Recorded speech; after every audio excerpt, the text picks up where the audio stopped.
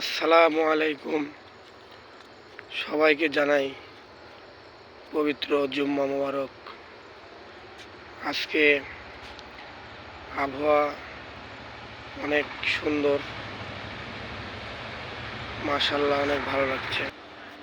আপনারা সবাই কেমন আছেন? আশা করি মহান রব্বুল আলামিনের অশেষ মেহেরবানিতে ভালো আছেন এবং সুস্থ আছেন। সবাই আমার জন্য দোয়া করবেন।